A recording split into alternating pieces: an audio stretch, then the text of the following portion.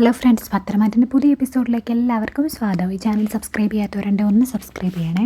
അപ്പോൾ നന്ദുവിൻ്റെ കൂട്ടുകാരുടെ കൂടെ ഇങ്ങനെ നടക്കാനായിട്ടൊക്കെ ഇങ്ങനെ രാവിലെ ഇറങ്ങിയതാട്ടോ.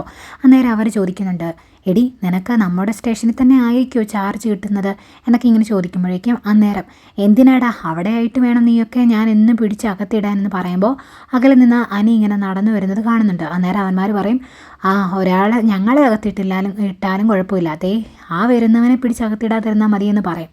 നേരത്തേക്ക് നന്ദു ദേഷ്യപ്പെട്ട് അവരോട് ചോദിക്കുന്നുണ്ട്, നീയാണോ അവനെ വിളിച്ച് കാര്യങ്ങളെല്ലാം പറഞ്ഞത്, നമ്മൾ ഈ വഴിക്ക് നടക്കുന്നത് എന്നൊക്കെ പറഞ്ഞത് നീയാണോ എന്ന് ചോദിക്കുമ്പോഴേക്കും ഞങ്ങളൊന്നും അല്ല എന്ന് പറയും. ഏതായാലും അനി ഇങ്ങനെ അടുത്തോട്ട് വരുന്നത് അവന്മാർക്ക് രണ്ടുപേർക്ക് ഇങ്ങനെ കൺഗ്രാജുലേഷനൊക്കെ പറഞ്ഞൊരു കൈയൊക്കെ ഇങ്ങനെ കൊടുക്കും. എന്നിട്ട് അവർ പറയും, എടാ ഞങ്ങളല്ല SI ആയത് നന്ദു എന്ന് പറയുമ്പോൾ, അയ്യോ ഞാൻ SI ആയതിനല്ല കൺഗ്രാജുലേഷൻ പറഞ്ഞത്, അടിക്കേണ്ട ചിലരെ വീട്ടിൽ കയറി നിങ്ങൾ തല്ലിയില്ലേ അതിനാണ് ഞാൻ കൺഗ്രാജുലേഷൻ പറഞ്ഞത് എന്ന് പറയുമ്പോഴേക്കും അവരിത്തിരി പേടിയോട് ചോദിക്കും, എടാ ഇനി അത് വല്ല കേസും ആകുമോ എന്ന് ചോദിക്കുമ്പോൾ കേസാകുമോ എന്നൊന്നും എനിക്കറിയത്തില്ല, പിന്നെ അതിലെ മുഖ്യപ്രതി ഒരു SI ആയതുകൊണ്ട് പ്രശ്നങ്ങൾ ചിലപ്പോൾ സോൾവ് ആയി പൊയ്ക്കോളൂ എന്ന് പറയുന്നുണ്ട്. അന്നേരം അവന്മാർ പറയും, എടാ നമുക്ക് രണ്ടുപേർക്കും ഇന്ന് നടക്കുന്ന റൂട്ടൊന്ന് മാറ്റി പിടിച്ചാലോ എന്ന് ചോദിച്ച് പോകാൻ തുടങ്ങും. അന്നേരം നന്ദു പറയുവാണ്, വേണ്ട അവിടെ നിൽക്കുക, നമുക്ക് ഒരുമിച്ച് പോകാം എന്ന് പറയുമ്പോൾ നിങ്ങൾ എന്നാന്ന് വെച്ചാൽ ചെയ്യുക, ഞങ്ങൾ പോവുക എന്ന് പറഞ്ഞാൽ അവരങ്ങനെ രണ്ടുപേരും കൂടെ അങ്ങ് പോകും. പോയി കഴിയുമ്പോഴേക്കും അനി ചോദിക്കുന്നുണ്ട്, നിനക്കെന്താ ഇത്ര ബലപ്പെടുത്തം എന്ന് ചോദിക്കുമ്പോൾ, എൻ്റെ അനി ഞാൻ SI ആകാൻ പോവുക, ഇനി നീ എൻ്റെ പുറകെ ഇങ്ങനെ നടക്കല്ലേ എന്ന് പറയുമ്പോൾ ഞാൻ നടന്നാൽ എന്താ കുഴപ്പമെന്ന് ചോദിക്കും. അന്നേരം നന്ദു ചോദിക്കുന്നുണ്ട്, നിനക്കൊരു ഭാര്യയുള്ളതല്ലേ, അവളെ നോക്കാതെ നീ എൻ്റെ പുറകെ നടക്കേണ്ട, അത് ശരിയാവുമോ എന്ന് ചോദിക്കുമ്പോൾ അനി ഇങ്ങനെ തിരിച്ച് ചോദിക്കുകയാണ്, ഭാര്യയുള്ള ഒരാൾക്ക് വേറെ ഒരാളെ സ്നേഹിക്കാൻ മേല എന്ന് വല്ല നിയമമുണ്ടോ? ഇല്ലല്ലോ, ആർക്ക് വേണമെങ്കിലും ആരെ വേണമെങ്കിലും സ്നേഹിക്കും, അല്ലാതെ അതിനെതിരെ പിടിച്ച് അവരെ ജയിലിലിടാനുള്ള വകുപ്പൊന്നുമില്ല എന്ന് പറയുമ്പോഴേക്കും അന്നേരം നന്ദു പറയുന്നുണ്ട്, നീ ഇങ്ങനെയുള്ള കാര്യങ്ങളൊന്നും ചെയ്യല്ലേ, ഇപ്പോൾ തന്നെ നിനക്ക് നിൻ്റെ വീട്ടിലെ കാര്യങ്ങളൊക്കെ അറിയാമല്ലോ, അവിടെ എന്തൊക്കെ പ്രശ്നങ്ങളുണ്ട്, ആദർശേട്ടൻ്റെ അവസ്ഥയൊക്കെ അറിയാം, എന്നിട്ട് നീ ഇങ്ങനെ ഒന്നും ചെയ്യരുത് എന്ന് പറയുമ്പോൾ അനി പറയുന്നുണ്ട്, എൻ്റെ ഏട്ടൻ തെറ്റൊന്നും ചെയ്തിട്ടില്ല എന്ന് എനിക്ക് ഉറപ്പുണ്ട്, അതുകൊണ്ട് തന്നെ ഞാൻ അതിൻ്റെ പുറകെ അന്വേഷിച്ചൊന്നും പോയിട്ടില്ല, പിന്നെ നയനേച്ചിക്ക് എന്തൊക്കെയോ കാര്യങ്ങൾ മനസ്സിലായിട്ടുണ്ട്, അതുകൊണ്ടാണ് നയനേച്ചി ഏട്ടനെ സ്നേഹിക്കുന്നത്, അതുപോലെ വല്യമ്മയും പിന്നെ എന്താ സത്യം എന്ന് എനിക്കറിയത്തില്ല, എൻ്റെ ഏട്ടൻ തെറ്റ് ചെയ്യില്ല എന്ന് എനിക്ക് ഉറപ്പുള്ളതുകൊണ്ട് ഞാൻ അതൊന്നും അന്വേഷിക്കുന്നില്ല എന്ന് പറയുമ്പോഴേക്കും അതുകൊണ്ടാണ് നീ എൻ്റെ പുറകെ നടക്കുന്നത് എന്ന് ചോദിക്കുമ്പോൾ, എടി നീ എന്നോട് ഇങ്ങനെ പെരുമാറുന്നത്, നീ എന്നോട് മിണ്ടാതിരിക്കുന്നത് എൻ്റെ വിഷമം കൊണ്ടല്ല, ഞാനന്ന് ക്യാമ്പിൽ വരെ വന്നത് എന്നിങ്ങനെ ചോദിക്കുമ്പോൾ നന്ദി പറയുന്നുണ്ട്, നീ അങ്ങനെ വന്നതിൻ്റെ പേര് ഞാൻ കുറേ അനുഭവിച്ചു എന്ന് അന്നേരം അനി പറയും, നീ അങ്ങനെയൊന്നും പറയണ്ട, അന്ന് അവിടെ വന്നതുകൊണ്ടാണ് നിൻ്റെ ട്രെയിനറിൻ്റെ സ്വഭാവം എനിക്ക് മനസ്സിലായത്, ഞാനാണ് ഏട്ടനോട് വന്ന് ഈ കാര്യം പറഞ്ഞതും, ഏട്ടൻ മുത്തശ്ശനോട് വന്ന് പറഞ്ഞ് ആ ട്രെയിനറിനെ മാറ്റിച്ചതും, അല്ലെങ്കിൽ നിനക്ക് ട്രെയിനിങ് പോലും പൂർത്തിയാക്കാനായിട്ട് പറ്റില്ലായിരുന്നു, മനുഷ്യനായ ഇത്തിരി നന്ദിയൊക്കെ വേണമെന്ന് പറയുമ്പോഴേക്കും നന്ദു പറയുന്നുണ്ട്, എടാ എനിക്ക് എല്ലാവരോടും നന്ദിയുണ്ട്, നിന്നോടും മുത്തശ്ശനോടും ആദർശേട്ടനോടും എല്ലാവരോടും നന്ദിയുണ്ട്, അതുകൊണ്ട് തന്നെ അവരെന്നോട് ആവശ്യപ്പെട്ടതാണ് നിന്നോട് മിണ്ടരുതെന്നും നിന്നോട് അകന്ന് നടക്കണമെന്നും, അതെനിക്കനുസരിച്ച് പറ്റുള്ളൂ എന്ന് പറഞ്ഞിട്ട് നന്ദു അങ്ങ് പോവാം. അന്നേരം എനിക്ക് ഭയങ്കര വിഷമാവുന്നുണ്ടേ.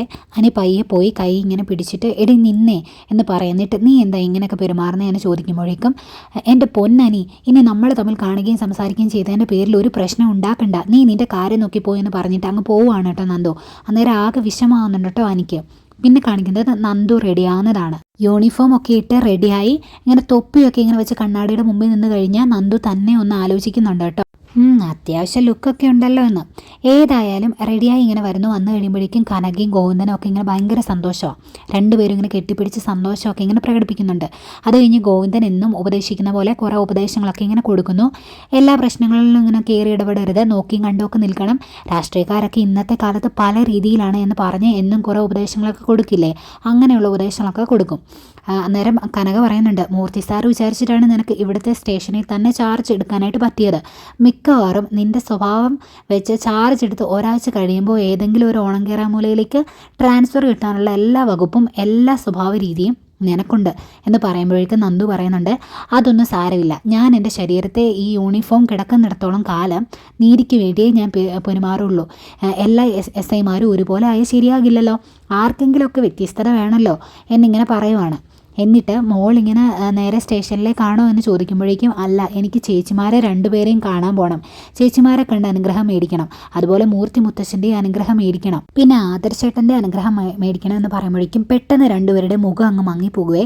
അന്നേരം നന്ദു ചോദിക്കുന്നുണ്ട്, എന്തേ ആദർശേട്ടൻ്റെ പേര് പറഞ്ഞപ്പോൾ രണ്ടുപേരുടെ മുഖം അങ്ങ് മങ്ങിയത്, പണ്ട് ആദർശേട്ടൻ്റെ പേര് പറയുമ്പോൾ നല്ല തെളിച്ചമായിരുന്നല്ലോ മുഖത്തിന് എന്നിങ്ങനെ ചോദിക്കുമ്പോഴേക്കും ഗോവിന്ദൻ പറയുന്നുണ്ട്, ഞങ്ങൾ ഒരുപാട് സ്നേഹിച്ചു ഞങ്ങളുടെ മരുമോനെ, പക്ഷേ ഇങ്ങനെ ഒരു കാര്യം അറിഞ്ഞതിന് ശേഷം ആ സ്നേഹിച്ചതിൻ്റെ ഇരട്ടി വെറുത്തുപോയി എന്ന് പറയുക. അന്നേരം കനക പറയുന്നുണ്ട്, ഇനി ഒരിക്കലും ഞങ്ങൾക്ക് ആദർശിനെ പഴയതുപോലെ സ്നേഹിക്കാനായിട്ട് കഴിയില്ല എന്ന് പറയുമ്പോഴേക്കും നന്ദു പറയുന്നുണ്ട്, അച്ഛനോടും ഞാനൊരു കാര്യം പറഞ്ഞേക്കാം, ആദർശേട്ടൻ ഇവിടെ വരുമ്പോൾ നിങ്ങൾ യാതൊരു രീതിയിലുള്ള കുത്തുവാക്കും പറയരുത്, മോശമായിട്ട് പെരുമാറരുത്. ഞാൻ ഇന്ന് ഇവിടെ ഒരു ചെറിയ പാർട്ടി വെക്കാം എന്ന് ആലോചിച്ചിട്ടുണ്ട്. ആ സമയത്ത് അവർ വരുമ്പോൾ നല്ല രീതിയിൽ പെരുമാറണം. ആദർശേട്ടൻ ഒരിക്കലും അങ്ങനെ ഒരു തെറ്റ് ചെയ്തിട്ടില്ല എന്ന് എനിക്ക് ഉറപ്പുണ്ട്. ആദർശേട്ടനല്ല ചന്തുവിൻ്റെ അച്ഛൻ എന്നിങ്ങനെ പറയുക. അന്നേരം ഗോവിന്ദൻ ചോദിക്കുന്നുണ്ട്, ആദർശല്ല എങ്കിൽ വേറെ ആരാ കൊച്ചിൻ്റെ അച്ഛൻ? എന്തിനാണ് ആദർശ് പിന്നെ ആ തെറ്റ് ഏറ്റെടുത്തത് എന്ന് ചോദിക്കുമ്പോഴേക്കും നന്ദു പറയുവാണ്, ഇതിനിടയ്ക്ക് എന്തോ ഒരു കാര്യം സംഭവിച്ചിട്ടുണ്ട്, അതെന്തായാലും ഞാൻ കണ്ടുപിടിക്കും എന്നാണ് എന്നോട് കണ്ടുപിടിക്കണമെന്നാണ് നയനേച്ചി എന്നോട് പറഞ്ഞത്. ഇപ്പോൾ എനിക്ക് സമയമില്ല, എങ്കിലും ഞാൻ അതിന് സമയം കണ്ടെത്തി ആ തെറ്റ് ചെയ്ത ആരാണെന്ന് കണ്ടുപിടിക്കുക തന്നെ ചെയ്യും. ആ സമയത്താണ് ആദർശേട്ടൻ അല്ല തെറ്റ് ചെയ്തതെങ്കിൽ നിങ്ങൾ പറഞ്ഞത് മൊത്തം നിങ്ങൾക്ക് തിരിച്ചെടുക്കേണ്ടി വരും. അതൊരിക്കലും സാധിക്കുന്ന കാര്യമല്ല. അതുകൊണ്ട് ആവശ്യമില്ലാത്ത കാര്യങ്ങൾ നിങ്ങൾ സംസാരിക്കരുത്. ആദർശേട്ടൻ അങ്ങനെ ഒരു തെറ്റ് ചെയ്യില്ല എന്ന് എനിക്ക് പൂർണ്ണ ബോധ്യമുണ്ട്. ഒന്നുമില്ലെങ്കിലും ഞാനിപ്പോൾ ഒരു പോലീസ് ഓഫീസറല്ലേ, ആ ഒരു ബുദ്ധി വെച്ചാണ് പറയുന്നത് എന്നൊക്കെ ഇങ്ങനെ പറഞ്ഞ് അവരെ കാര്യങ്ങളൊക്കെ പറഞ്ഞ് മനസ്സിലാക്കുന്നുണ്ട് കേട്ടോ. അതിനുശേഷം രണ്ടുപേരുടെ അനുഗ്രഹം മേടിച്ച് അവിടെ നിന്ന് ഇങ്ങനെ പോരുവാണ് നന്ദു. ഈ സമയം നമ്മുടെ വേണു രേവതി അടികിട്ട് പഞ്ചറായിരിക്കുവാണല്ലോ. അതുകൊണ്ട് വയ്യ ചായയൊക്കെ ഇട്ടുകൊണ്ട് കൊടുക്കുന്നുണ്ട് അനാമികയ്ക്ക് ചായ ഇടാനും അറിയത്തില്ല. കുടിച്ചു കഴിയുമ്പോൾ കുഴപ്പമില്ല, അഡ്ജസ്റ്റ് ചെയ്യുന്നൊരു പനഫമാണ് രണ്ടുപേർക്കും. അത് കഴിഞ്ഞ് അനാമിക പറയുന്നുണ്ട്, ഞാൻ എൻ്റെ ഫ്രണ്ടിനെ വിളിച്ചായിരുന്നു എന്ന് ഇങ്ങനെ പറയാം. അന്നേരം വേണു ചോദിക്കുക, ഏത് ഫ്രണ്ടിൻ്റെ കാര്യമാണ് നീ പറയുന്നത് എന്ന് ചോദിക്കുമ്പോൾ, ഞാൻ പറഞ്ഞില്ലായിരുന്നു അനിയെ ഡിവോഴ്സ് ചെയ്ത് കഴിഞ്ഞാൽ എനിക്ക് ഒരാളെ വിവാഹം ചെയ്യണമെന്ന്? അവൻ്റെ കാര്യമാണ് ഞാൻ പറഞ്ഞത്. അവനോട് ഈ കാര്യങ്ങളെല്ലാം സംസാരിച്ചപ്പോൾ അവൻ പറഞ്ഞത് കേസ് കൊടുക്കണമെന്നാണ് എന്ന് പറയാൻ നേരത്തേക്കും വേണു പറയുന്നുണ്ട്, നമ്മൾ കേസ് കൊടുത്തു കഴിഞ്ഞാൽ അത് തിരിച്ചടിയായി എന്ത് ചെയ്യും എന്ന് ചോദിക്കുകയാണ്. നേരെ അനാമിക പറയും, അതൊന്നും സാരമില്ല, സ്റ്റെബിനോ എന്തോ അവൻ്റെ പേര് പറയുന്നേ, അവൻ്റെ പപ്പയ്ക്കും അത്യാവശ്യം പോലീസിലൊക്കെ ഹോൾഡുണ്ട്, അതുകൊണ്ട് അവൾ ജോയിൻ ചെയ്യുന്നതിന് മുമ്പേ അവളുടെ തൊപ്പി തെറിപ്പിക്കണം. നമുക്ക് ഇങ്ങനെ ഒരു കേസ് അവിടെ ഫയൽ ചെയ്ത് കഴിഞ്ഞാൽ അവൾ ഒരു ക്രിമിനലായി മാറുമല്ലോ, അതുകൊണ്ട് അങ്ങനെ ചെയ്യണമെന്ന് പറയുകയാണ്. അന്നേരം വേണുവിനൊരു സംശയം. വേണു ചോദിക്കുവാണ്, മൂർത്തി സാറിൻ്റെ അത്രയും ഹോൾഡ് ഉണ്ടോ എൻ്റെ സ്റ്റെബിൻ്റെ പപ്പയ്ക്ക് എന്ന് ചോദിക്കും. അന്നേരം അതൊക്കെ നമുക്ക് പിന്നെ നോക്കാം, നിങ്ങൾ ഏതായാലും പരാതി കൊടുത്ത് നോക്ക്, ബാക്കി അവൻ ചെയ്തോളൂ എന്ന് പറയുന്നുണ്ട്. അന്നേരം രേവതി വേണുവിനോട് ചോദിക്കുന്നുണ്ട്, എങ്ങനെ വേണുവേട്ടാ നമുക്ക് കേസ് കൊടുക്കണോ എന്ന് ചോദിക്കുമ്പോൾ, നീ പറയുന്ന പോലെ നമുക്ക് ചെയ്യാമെന്ന് പറയും. അന്നേരം അനാമിക പറയുന്നുണ്ട്, നിങ്ങൾ കൂടുതലൊന്നും ചിന്തിക്കൊന്നും വേണ്ട, വയ്യെങ്കിലും ഇവിടുന്ന് കാറിനല്ലേ പോകുന്നത്, കേസ് കൊടുത്തു കഴിഞ്ഞാൽ അന്നേരം തന്നെ തിരിച്ചു പോരാം, അതുകൊണ്ട് പരാതി കൊടുക്കുക തന്നെ ചെയ്യണം എന്നിങ്ങനെ അനാമിക പറയുന്നുണ്ട്. പിന്നെ കാണിക്കുന്നത് നമ്മുടെ നന്ദു അനന്തപുരിയിലേക്ക് ഇങ്ങനെ ചെല്ലുവാണ് കേട്ടോ, പോലീസ് ജീപ്പിനെ ചെല്ലുന്നത്. അത് കാണുന്നത് ജലച്ചോർക്കും, ഈശ്വര പോലീസ് ജീപ്പൊക്കെ വന്നല്ലോ, ഇനി വല്ല പ്രശ്നമുണ്ടെന്നിങ്ങനെ ഓർത്തിങ്ങനെ പേടിച്ച് നോക്കുമ്പോഴാണ് വണ്ടിയിൽ നിന്ന് നമ്മുടെ നന്ദു ഇറങ്ങുന്നത് കാണുന്നത്. അന്നേരം ചെറിയൊരു ആശ്വാസമൊക്കെ. അപ്പോഴത്തേക്കും അങ്ങോട്ടേക്ക് ദേവയാനി വരും. ആഹാ മോളെ എന്ന് പറഞ്ഞ് ഓടി ഇറങ്ങി ചെല്ലുന്നുണ്ട്. ദേവയാനിയുടെ കാലത്തോട്ട് അനുഗ്രഹമൊക്കെ മേടിക്കുന്നുണ്ട് കേട്ടോ നന്ദു.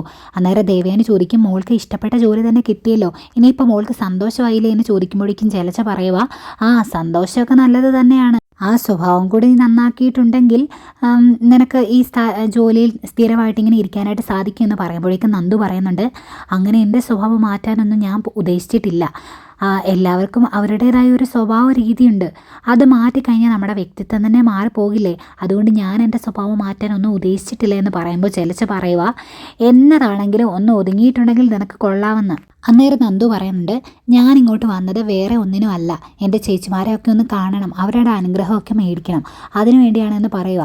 എങ്കിൽ മോൾ അകത്തേക്ക് കയറി വാ, ഞാൻ പോയി ആദർശിനെയും നയനെയും വിളിക്കുക എന്ന് പറയും. എന്നിട്ട് ജലജയോടെ നവീനെ വിളിക്കാനും പറയുന്നുണ്ട് കേട്ടോ.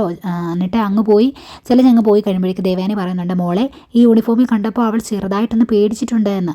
അന്നേരം നന്ദു പറയും, തെറ്റ് ചെയ്യുന്നവരല്ലേ പോലീസ് യൂണിഫോം കാണുമ്പോൾ ഭയക്കുന്നത്, അതവർ തെറ്റ് ചെയ്യുന്നത് കൊണ്ടല്ലേ, അവർക്കൊരു ടെൻഷൻ എന്ന് പറയും. അന്നേരം ദേവയാനി പറയുന്നുണ്ട്, അമ്മയും മോനും ആവശ്യത്തിന് ചെയ്ത് കൂട്ടുന്നുണ്ട്, അതുകൊണ്ടാണ് ഈ ടെൻഷൻ എന്ന്. ഇവരിങ്ങനെ അകത്തേക്ക് കയറി ചെല്ലുമ്പോൾ അത് കഴിഞ്ഞിങ്ങനെ ദേവയാനി നേരെ ഇങ്ങനെ നയനിയുടെ ആദർശിൻ്റെയും റൂമിലേക്ക് ഇങ്ങനെ ചെല്ലുവാണ്. എന്നിട്ട് അവരോട് പറയും, നിങ്ങളെ കാണാൻ ഒരു VIP വന്നിരിപ്പുണ്ട്, ആരാണെന്നൊന്നും പറയില്ല, കാണുമ്പോൾ നിങ്ങൾ കാണാൻ ആഗ്രഹിച്ച ആൾ തന്നെയാണെന്ന് പറയുമ്പോൾ, അതാരാ അമ്മയെന്ന് ചോദിക്കുമ്പോൾ, നിങ്ങൾ വാ, ഞാൻ പറഞ്ഞിട്ടുണ്ടെങ്കിൽ അതിൻ്റെ ആ സർപ്രൈസ് അങ്ങ് പോകില്ലേ എന്നിങ്ങനെ പറയുവാണ്. എന്നിട്ട് ദേവേനെ അങ്ങ് പോയി കഴിയുമ്പോഴേക്കും അതാരാ ആദർശേട്ട എന്ന് ചോദിക്കുമ്പോൾ, ഏതായാലും അമ്മയുടെ സന്തോഷം കണ്ടിട്ട് അമ്മയ്ക്ക് ഒരുപാട് ഇഷ്ടപ്പെട്ട ആളാണെന്ന് എനിക്ക് തോന്നുന്നത്, നിൽക്കുന്നത്, നമുക്ക് പോയി നോക്കുക എന്ന് പറഞ്ഞ് അവർ രണ്ടുപേരും ഇറങ്ങി ഇങ്ങനെ പോരുകയാണ് കേട്ടോ. അന്നേരം ഹാളി ഇരിപ്പുണ്ട് നന്ദുവെ. ദേവേനെ ഇറങ്ങി വന്നിട്ട് പറയുന്നുണ്ട്, ആരാ വന്നത് എന്നൊന്നും ഞാൻ പറഞ്ഞിട്ടില്ല, അവരൊന്നും വരട്ടെ, വന്ന് കണ്ടിട്ട് ഞെട്ടട്ടെ, അതുകൊണ്ട് ഞാൻ പറഞ്ഞില്ല എന്ന് പറയും. അപ്പോഴേക്കും ആദർശ് നയനയും കൂടി ഇങ്ങനെ ഇറങ്ങി വരുന്നുണ്ട് കേട്ടോ. അയ്യോ മോളായിരുന്നു എന്ന് പറഞ്ഞിങ്ങനെ ഓടി വന്ന് കെട്ടിപ്പിടിക്കുന്നുണ്ട്. ഭയങ്കര സന്തോഷമാണ് കേട്ടോ രണ്ടുപേർക്കും. നേരത്തേക്ക് നവ്യയും അങ്ങോട്ട് വരുന്നുണ്ട്. അത് കഴിഞ്ഞിട്ട് നവ്യയുടെയും ആദർശിൻ്റെയും നയനയുടെയും ഒക്കെ എല്ലാവരുടെയും ഇങ്ങനെ കാല് തൊട്ട് അനുഗ്രഹമൊക്കെ മേടിച്ചു കഴിഞ്ഞ് ആദർശ് നന്ദുവിനോടായിട്ട് ഇങ്ങനെ പറയുവാണ്, മോള് ഈ ജോലിയിൽ പ്രവേശിക്കുന്നതിനോട് ഒട്ടും താല്പര്യമില്ലായിരുന്നു മോളുടെ അച്ഛനും അമ്മയ്ക്കും. അവർക്ക് നല്ല ടെൻഷനുണ്ട്, അതുകൊണ്ട് നോക്കി കണ്ടുമൊക്കെ പെരുമാറിക്കോണം, കാര്യങ്ങളൊക്കെ ചെയ്തോണം എന്ന് പറയുമ്പോഴേക്കും നയന പറയുന്നുണ്ട്, നിൻ്റെ സ്വഭാവം വെച്ച് നീ എന്തൊക്കെയോ ഒപ്പിച്ചു വെക്കുന്നതെന്ന് ദൈവത്തിനറിയാം. അതുകൊണ്ട് എന്തെങ്കിലും പ്രശ്നങ്ങൾ ഉണ്ടാക്കി വെച്ചിട്ടുണ്ടെങ്കിൽ അത് സോൾവ് ചെയ്യാൻ പിന്നെ ആദർശേട്ടനും മുത്തശ്ശനും നടക്കണ്ടേ എന്ന് ചോദിക്കും. അന്നേരം നന്ദു പറയുന്നുണ്ട്, ഈ യൂണിഫോമിനോട് ഞാൻ 100% നീതി പുലർത്തുമെന്ന്. അന്നേരം ഇങ്ങനെ ഓരോ കാര്യങ്ങൾ പറയുമ്പോൾ അതിൻ്റെ ഇടയ്ക്കൊക്കെ ഇങ്ങനെ നവ്യ പറയുകയാണ് കേട്ടോ, ഈ പറയുന്നവരൊക്കെ വലിയ മിസ്റ്റർ ക്ലീൻ ആണോ എന്നിങ്ങനെ ഒന്ന് ചിന്തിക്കുന്നത് നല്ലതാണ്. അന്നേരം ഒരു അവസരം കിട്ടിയതാണല്ലോ എന്നോർത്ത് പറഞ്ഞത് പോയിൻ്റാണ് എന്ന് പറയും. അന്നേരം ദേവേനി ചോദിക്കുന്നുണ്ട്, പിന്നെ ഈ വീട്ടിൽ പറയുന്ന ഏത് കാര്യമാണ് പോയിൻ്റ് അല്ലാത്ത എന്ന് ചോദിക്കുമോ. എന്നിട്ട് ദേഷ്യപ്പെട്ട് പറയും, മോൾ ഇങ്ങോട്ട് വന്നത് എല്ലാവരുടെയും അനുഗ്രഹം മേടിക്കാനാണ്, ആ സമയത്ത് ആവശ്യമില്ലാത്ത വർത്തമാനം ഒഴിവാക്കിക്കോണം എന്ന് പറയുവാണ്. അത് ഇഷ്ടപ്പെടുന്നില്ല കേട്ടോ നവിക്കും അതുപോലെ ചെലച്ചയ്ക്കും. ഏതായാലും എല്ലാവരുടെയും അനുഗ്രഹമൊക്കെ മേടിച്ച് നന്ദു ഓടി നിറങ്ങുന്നു. ഒത്തിരി സന്തോഷത്തോടെ അവരിങ്ങനെ പുറത്തേക്ക് ഇറങ്ങി പോവുകയാണ് കേട്ടോ. നന്ദുവിൻ്റെ കൂടെ നയനയും ആദർശും എല്ലാവരും ഇങ്ങനെ പുറകെ പോകുന്നുണ്ട്. അന്നേരം നന്ദു ഇറങ്ങി പോകുമ്പോൾ നന്ദുവിന് അനിയെ കാണണം എന്നൊരാഗ്രഹമുണ്ട്, അതുകൊണ്ട് ഇടയ്ക്കൊന്ന് തിരിഞ്ഞു നോക്കുന്നുണ്ട്. പോകാൻ വേണ്ടി ഇങ്ങനെ ഇറങ്ങി നിൽക്കുമ്പോഴും ചുറ്റുമൊക്കെ ഒന്ന് നോക്കുന്നുണ്ട്. ഇത് കാണുന്നത് ചെലച്ച പറയുക, അവളുടെ നോട്ടം കണ്ടോ, അവൾ ഇങ്ങോട്ട് വന്നത് നമ്മളെ കാണാനോ അനുഗ്രഹം മേടിക്കാനോ ഒന്നുമല്ല, അവൾ അനിയെ കാണാനാണ് വന്നത് എന്നിങ്ങനെ പറയുമ്പോഴേക്കും ദേവയാനി പറയുന്നുണ്ട്, ഒന്ന് മിണ്ടാതിരിക്കടി, ആവശ്യമില്ലാത്ത വർത്തമാനം പറയാതെ എന്നിങ്ങനെ പറയുക. ഇതിനിടയ്ക്ക് ചെലച്ച മനസ്സിൽ ഓർക്കുന്നുണ്ട്, എല്ലാവരുടെയും കാല് തൊട്ട് അവൾ അനുഗ്രഹം മേടിച്ചു, എൻ്റെ കാല് തൊട്ട് അവൾ അനുഗ്രഹം മേടിച്ചില്ല, അതുകൊണ്ട് അവൾ മുടിഞ്ഞു പോകുമെന്ന് ചെലച്ച് ഇങ്ങനെ മനസ്സിലോർക്കുന്നുണ്ട്. ഏതായാലും ചുറ്റുമൊക്കെ ഒന്ന് നോക്കിയിട്ട് നന്ദു അങ്ങ് വണ്ടി കയറി ഇങ്ങനെ പോകുവാണ്. നന്ദുവിനെ ഈ നോട്ടവും നിപ്പും ഒക്കെ കാണുമ്പോൾ ആദർശിനും നയനയ്ക്കും നവിക്കും ഒക്കെ കാര്യം മനസ്സിലാകുന്നുണ്ട്. പക്ഷെ അവരൊന്നും അങ്ങനെ വിട്ടു പറയുന്നൊന്നുമില്ല. നന്ദു ഇങ്ങനെ അങ്ങ് പോയതിന് ശേഷം നയന ഒത്തിരി സന്തോഷത്തോടെ ആദർശനോട് പറയുക, അങ്ങനെ നമ്മുടെ അനിയത്തി SI ആയെന്ന്. അന്നേരം ആദർശന് ഒത്തിരി സന്തോഷം. എന്നിട്ട് ആദർശ് അകത്തോട്ട് അങ്ങ് കയറിപ്പോകും. അന്നേരം ഇത് കേട്ടുകൊണ്ട് നിൽക്കുന്ന നവ്യയ്ക്ക് ദേഷ്യമൊക്കെ ഇങ്ങനെ വരുന്നുണ്ട് കേട്ടോ, മുഖം അങ്ങ് വീർത്തു വരും. അങ്ങനെ ദേഷ്യപ്പെട്ട് ഇഷ്ടക്കേടോടെ നിൽക്കുന്ന നവ്യനെ കാണിച്ചുകൊണ്ടാണ് ഇന്നത്തെ എപ്പിസോഡ് വൈൻഡപ്പ് ചെയ്യുന്നത്. അപ്പോൾ ഇനി നാളെ എന്തൊക്കെയാണ് നമുക്ക് കണ്ടറിയാം. ഈ ചാനൽ സബ്സ്ക്രൈബ് ചെയ്യാത്തവരുണ്ട്, ഒന്ന് സബ്സ്ക്രൈബ് ചെയ്യണേ, അതുപോലെ ലൈക്ക് ചെയ്യാനും ഷെയർ ചെയ്യാനും മറക്കരുത്. അപ്പോൾ ഓക്കെ, ബൈ.